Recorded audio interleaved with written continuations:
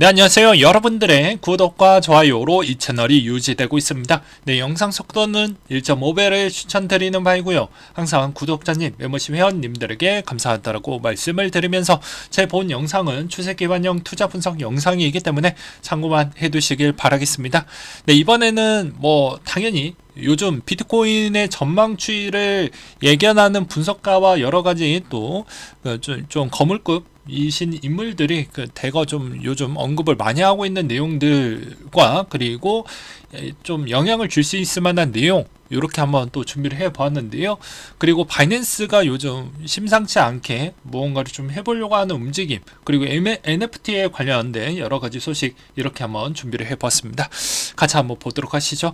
요즘 나스닥이 좀 많이 미친 듯이 올라가고 있습니다. 나홀로 올라가는 것처럼 보여지기도 하죠.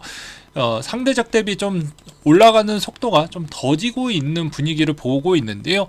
이게 좀 저는 오히려 18년도, 19년도 이 시즌에서 좀 느끼는 바가 꽤 큽니다. 왜 그러냐면 이때도 나홀로 비트코인이 올라가기도 했지만 올라가는 이 시점에서 오히려 나스닥과 괴리 폭이 조금 더 커져가면서 조정폭이 훨씬 더 크게 나왔던 때가 있었기 때문입니다. 그러니까 정확하게 보게 되면 19년도 7월 달이죠. 7월 달에 내려가는 보폭이 여기에서 여기 정도 내려갔는데 훨씬 비트코인은 더 많이 내려갔습니다. 그렇기 때문에 이게 괴리폭이 훨씬 더 커지면 비트코인에게도 별로 좋지 않습니다. 그 근거치는 무엇이냐?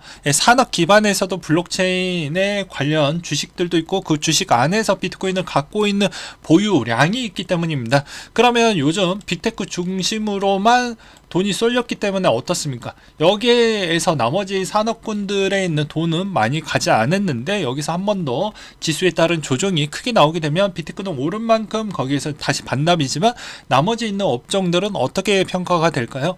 더 많이 빠지겠죠. 더 많이 빠진다라는 의미는 기업 가치에 있는 주식 가치가 많이 훼손이 됐기 때문에 반면에 비트코인에 따른 영향성도 충분히 영향을 받을 수가 있다라는 걸 다시 한번 말씀을 드리는 부분이 될 것 같습니다. 그래서 이 괴리가 19년도 때도 이루어졌기 때문에 이번에도 마찬가지로 여기서 나홀로 더 세게 간다라고 하면 어쩔 수 없는 현상이긴 합니다. 왜 그러냐면 어차피 금리 동결이 거의 임박했다라는 건 너도 알고 나도 알고 주변 사람들도 다 알고 있는 내용인데 여기서 이제 빅테크 중심으로 들어가는 이유는 현금의 흐름이 가장 좋고 미래 기반 산업 에 있는 툴도 상당히 좋으며 그리고 시장에 있는 장악 능력도 좋기 때문에 이쪽에 돈이 갈 수밖에 없는 환경은 어쩔 수가 없는 것이겠죠.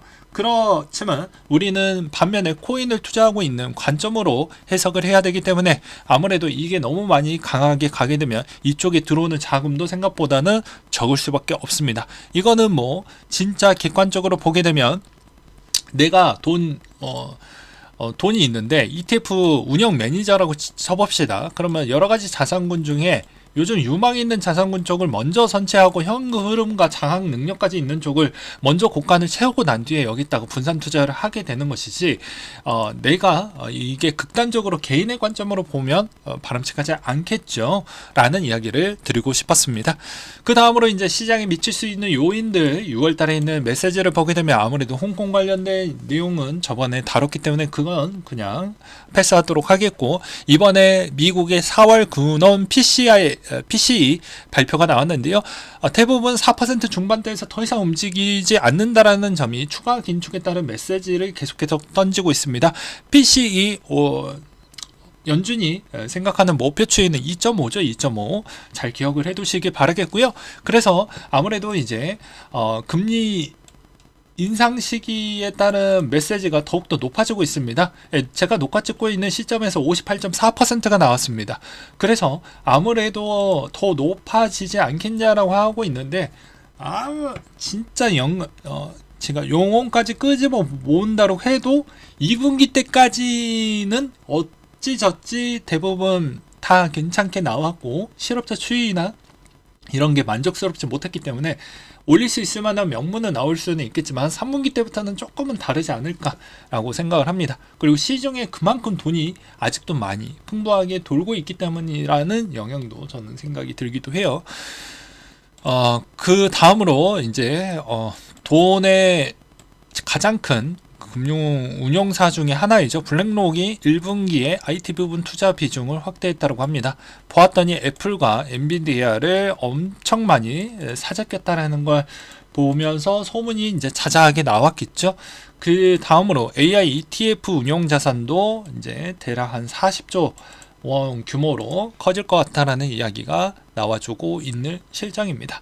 그래서 AI 코인도 좀 볼 필요성이 있겠고요. 그리고 애플이나 엔비디아 쪽이 우선적으로 고간을 먼저 채우려고 하는 이런 운영사들에 따른 움직임을 좀 볼 필요성이 있겠지만, 최근에 제가 비트코인 ETF 부분도 어떤 흐름으로 가고 있다고 했습니까?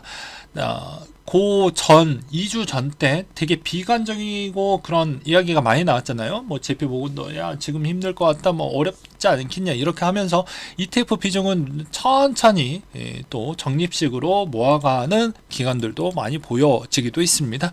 그리고 이창용 한국은행 총재가 이런 이야기를 했다고 하는데요.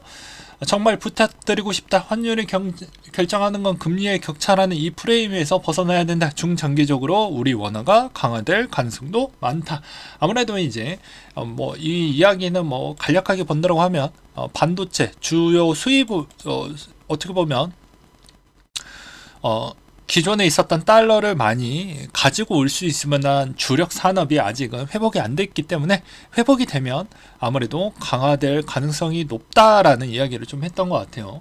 그리고 반면에 엔화가 무제한적으로 많이 찍혔기 때문에 아무래도 이제 같은 제조 기반에 있어서 경쟁 능력이 상당히 좀 우려가 되는 시점이긴 합니다. 네, 그래서 일본에 있는 진짜 니케이도 상당히 많이 올랐죠.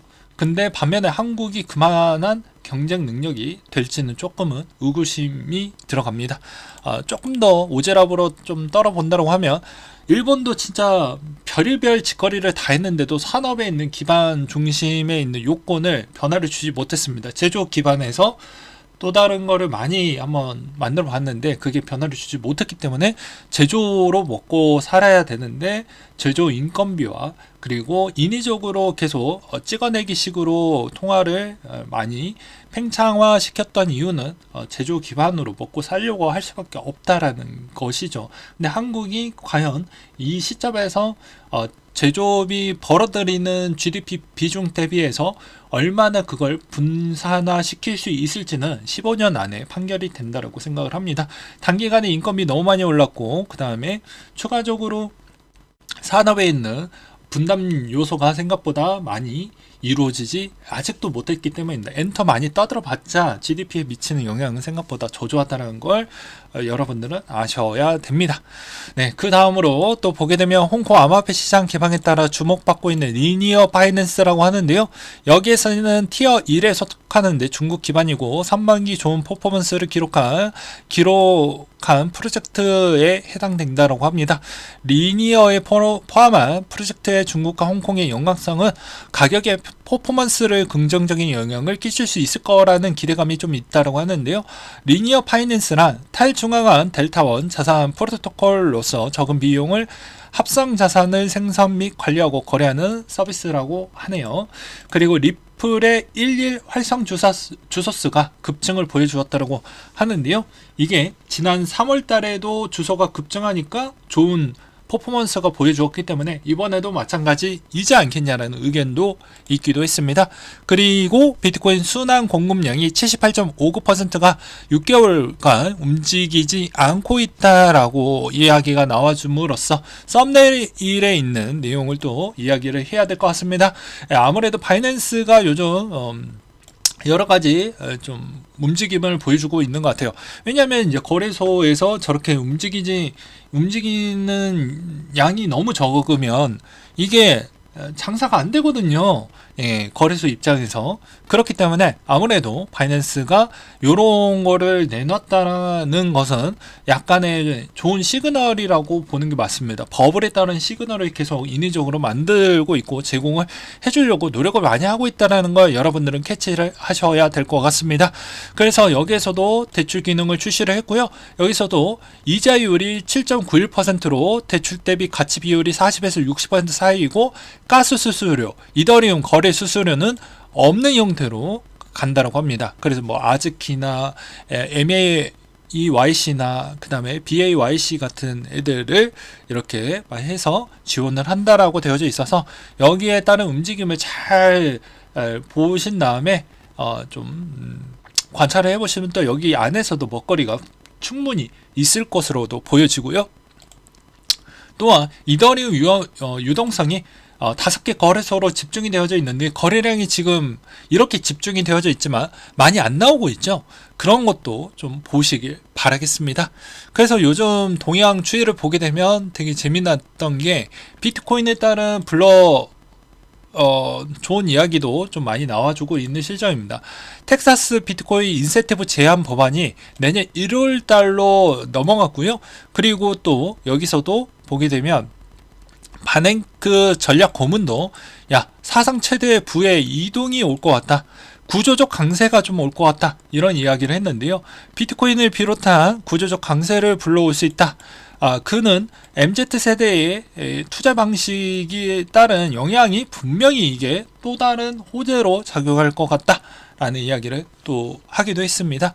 그리고 또 아무래도 이제 홍콩 대상 암호화폐 거래 플랫폼이 계속해서 확장이 되어가고 있다라는 것과 그 다음에 NFT 마켓 블러도 거래량 부분이 어느 정도 회복을 보여주고 있다라는 것도 우리는 좀 알아야 되지 않을까 싶습니다. 그래서 지금의 움직이는 동향을 보게 되면 아무래도 바이낸스가 NFT 가지고 뭔가를 계속해서 만들어내서 좀 수익화 부분을 좀 보충하려고 하는 모습, 그리고 그 안에서 버블이 좀 더 끼면 다시 사람들이 들어오지 않겠냐라는 것이겠죠.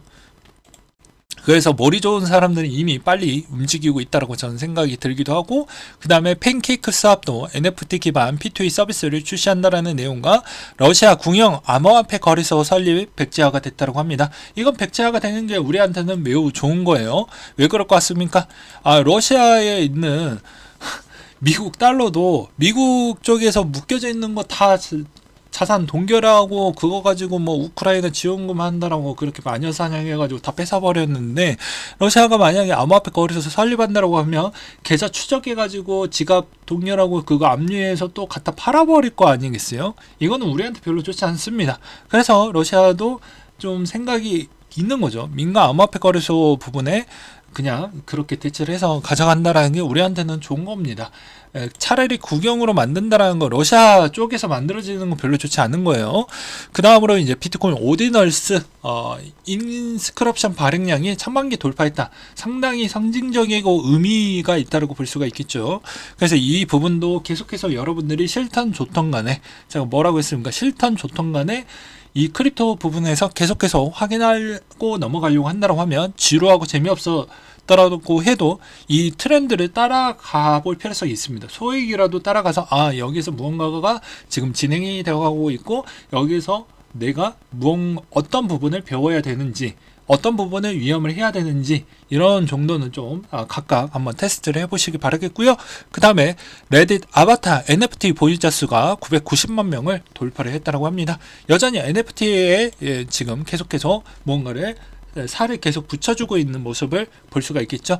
그 다음으로 마지막으로 준비했던 내용인데요. 모 프로그램에서 나왔던 내용입니다. 여기서 이제 주는 메시지는 마치 투자를 악으로, 저축이 선인 것처럼 떠들고 있다. 그러면 지금이 투자할 때가 아니겠냐라고 이야기를 하고 있죠. 그래서 저도 한번 준비를 해보았습니다. 여전히 보게 되면 국내에서도 욕을 많이 먹는 것 중에 하나인데, 삼성전자 상당히 무겁다, 사지 말라라고 하지만 지금 삼성전자도 여전히 좋은 강세를 보여주고 있습니다. 마찬가지로 누구는 저축을 해라, 누구는 투자를 해라 라고 되어져 있는데, 항상 요 시기가, 제가 월봉으로 찍어서 그렇지 요 시기가 상당히 긴 시기입니다. 긴 시간을 하고 버틴 사람이 요게 별거 아닌 것처럼 보이지만 이거 월봉입니다. 생각보다 수익성이 매우 많이 나올 수가 있는 거예요. 그렇기 때문에 마찬가지로 비트코인도 긴 숨을 보면서 본다고 하면 좋은 시그널이 나올 수가 있다는 걸 다시 한번 말씀을 드립니다. 매일매일 하루하루에 승부를 보려고 하는 건 트레이딩 하시는 분들만 그렇게 하는 게 맞는 거고, 개인의 입장에서 추세 기반용으로 본다고 하면 이것도 그냥 과거 기반으로 보게 되면 요때가 추억이었지, 요때도 있었다더라 라고 보면서 나중에 이렇게 미래가치의 큰 덩어리로 줄 수가 있다는 것입니다. 왜냐하면 국내 증시와 비트코인과에 있는 매력도를 본다고 하면 위험도가 가장 높은 상품이긴 하지만 반면에 수익성은 국내 증시보다 훨씬 더 많이 줍니다. 국내는 외국인이 많이 못 들어오는 너무 안 좋은 그런 열악한 조건이 있는데요. 이 크립토는 일단 접근성이 너무 좋고, 그 다음에 어떻게 보면 전 세계 쪽에서 들어오는 자금이 어느 나라에서 먼저 터져주느냐가 중요하거든요. 물론 그쪽이 뭐 1인당 GDP나 좀 선진국 기반 배열에서 터져주면 좋습니다. 예, 그쪽에서 이제 버블이 먼저 나오게 되면 땡큐인 거죠. 그러니까 마찬가지로 이 시점에서 여러분들이 생각하는 방향성은 뭐가 옳다, 아니다 이런 것보다 본인이 좀 생각을 해서 이게 옳으면 계속 믿고 가는 거고, 싫다라고 하면 비중에 있는 자산의 포트폴리오의 밸런스를 조금 더 축소해서 가는 게 바람직하겠죠. 여기서 뭐 비난이나 비판해봐야 자기 뭐 계좌에 뭐 도움이 됩니까? 그래서 저도 매번 이야기를 합니다. 그런 분들은 뭐 알아서 계속 남탓만 하고 또 무언가 계속 트집을 찾고 그렇게 하겠지만, 그게 내 자산과 내 계좌를 불려주진 않거든요. 그래서 뭐가 됐든 간에 깨지면서도 원래 투자 시장은 깨지면서 배울 수밖에 없습니다. 깨지면서 배우되 대장을 항상 대장 부분, 모든 주식에도 대장, 그리고 코인에서도 대장의 포트폴리오를 어느 정도 가지고 가야 좋은 부분도 없지 않아 있다. 그리고 저렇게 오디널스가 강력하게 올라가게 되면 뭐라고 했습니까? 도미넌스 주의도 그만큼 여러분들이 이걸 무시할 수가 없다니까요. 이때까지 좀 연역이 좀 짧긴 하지만 그래도 비트코인 도미넌스가 주는 메시지는 아직까지도 채굴 부분에 있는 먹거리가 좋고, 그리고 해시율이 더 이상 떨어지지 않는다고 하면 도미넌스 추이에 있는 동향도 계속해서 볼 필요성이 있습니다. 그러면 여기에서 이제 반감기도 얼마 남지 않았죠. 그러면 더더더더더더 이 반감기의 효과가 아예 없다라고 볼 수가 없습니다. 왜냐하면 채굴회사들이 또 다른 수익원에 있는 창출이 나왔기 때문에 이게 여기서 더 화력이 더 좋아졌으면 더 좋아졌지 덜하지는 않을 것이다. 그리고 여기서 더 명분이 하나 더 생겼죠. 지금 개인 직업으로 이탈됐던 비중이 워낙 높다 보니까 어떻게 보면 이 가격에 있는 추이도 어떻게 되겠습니까? 가격의 방어 라인이 딱 있죠. 그러면 여기에서 최소 운영비 이상만 나와준다는 거 하면 계속 유지를 하고 그 다음 시즌 때까지 존버해서 거기에 있는 차익만 두드러지게 먹으면 되는 것입니다. 그리고 반면에 BK나 SV도 마찬가지로 같은 조건이긴 하지만 저는 오히려 어떻게 보면 캐시와 SV도 둘 중에 이것도 성향 대비 성향 바이바이이기 때문에 알아서 자기가 좋아하는 성향에 맞춰가지고 하는 게 좋지 않을까 싶고요. 그 다음에 BRC20에 따른 수혜도 여전히 존재를 하기 때문에 여전히 가치가 좀 더 너무 많이 훼손을 했었을 때 BK나 SV 부분 본인이 선호하는 쪽으로 좀 더 매입해보는 것도 나쁘지 않을 것 같다 라고 저는 말씀을 드리면서 이상으로 마치도록 하겠습니다.